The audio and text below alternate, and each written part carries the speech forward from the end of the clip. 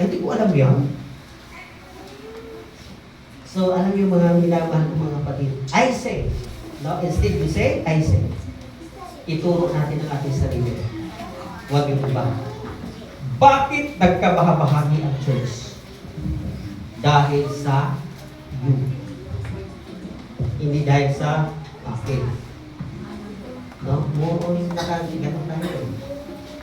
Hindi natin na-realize na mayroong tatlong daliri bumalik sa akin.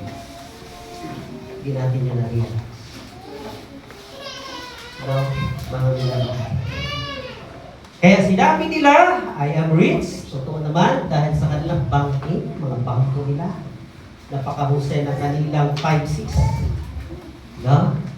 Napakahusay. At sila talaga ay mayaman.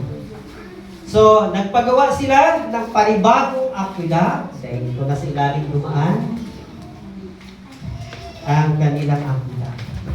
Ang St. Thomas na nakita ng ating Panginoon sa ating buhay. Huwag na natin sabihin sa Laodicea, sa ating buhay ngayon. Ano yung mga St. Thomas na nakita ni Kristo sa ating buhay?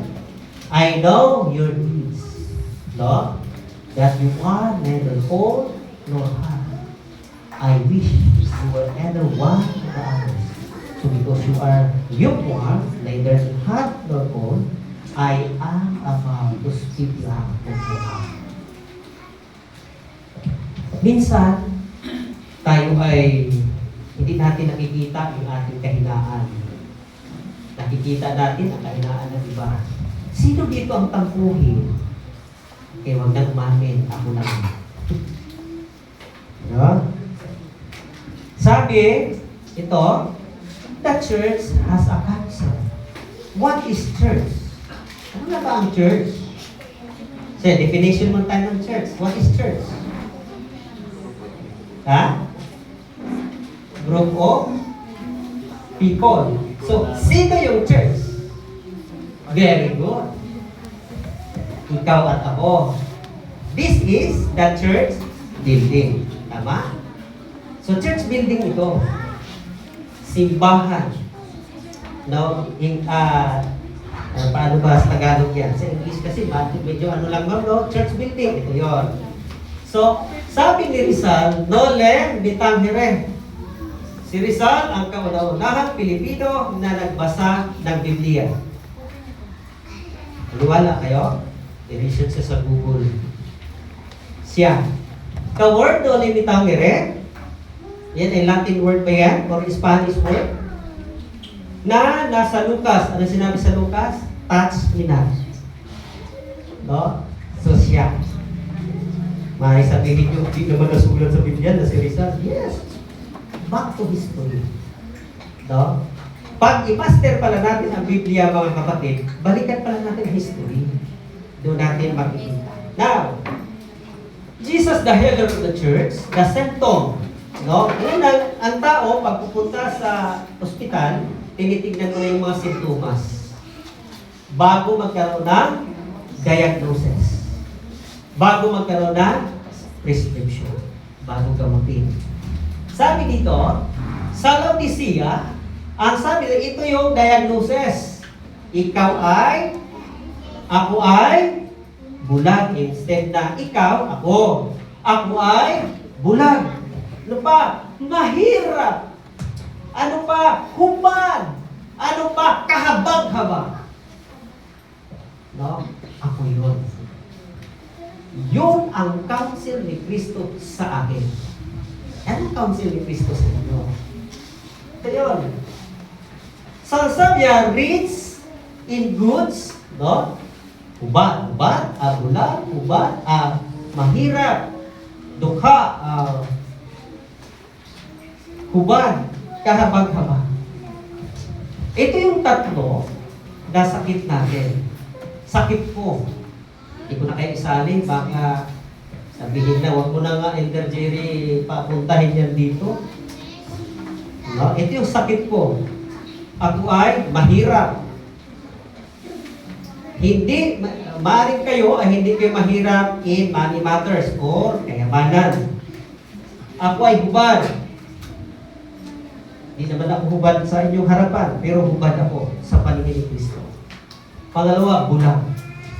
Ako yun. No, mga kapatid.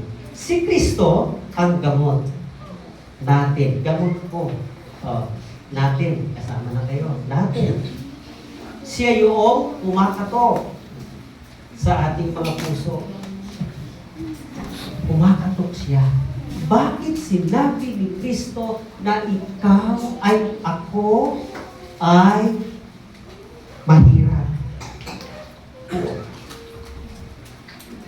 Because we are Christlessness. Wala sa atin si Kristo, o kapatid. Kamali ka, maaaring sabihin ninyo. Nasa amin si Kristo, kaya nga kami nagsisimba ngayon eh.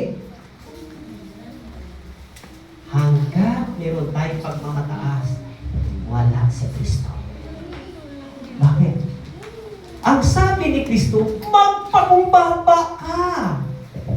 Kung gusto mong maging pangulo, magiging alipin ka. Yun ang sinabi ni Kristo. Ano ba? Kung ikaw ay tampuhin, alam niyo ba ang taong tampuhin? Siya pinakamataas ang tayo. Ayon sa pag-aaral ng Black Psychology. Siya yun. At ang taong ito, hindi yan nakipag-argue. Parang ana yan. Pumupunta sa kabila, alam mo ba si ganun? Pumupunta rin sa kabila. So ikaw ngayon, sabi ni Ma'am kanina, imbes na ayusin mo ang ginawa mo, ito yung nagiging problema. Tampuhin. So Christlessness. Na bakit? Ano sabi ni Kristo? Kayo'y magbigayan, magdamayan, magdalahan. No? Ano pa? Kaunting bagay lang, hindi ka na makita sa iglesia. Wala kasi sa Kristo sa buhay. Nasa nguso lang, wala sa puso. Saan ba kumatok si Kristo? Hindi sa nguso, sa puso. No? Mayroong sinasabi dyan eh. May sinasabi ang Biblia. Papasukin nyo si Kristo sa inyong mga nguso. No? Si Kristo ay kumakatok sa inyong mga nguso. Bakit? More on Christ. Ang tawag ko po dyan ay spouting glory. Laging si Kristo, hindi makita sa buhay si Kristo. Dahil si spouting glory.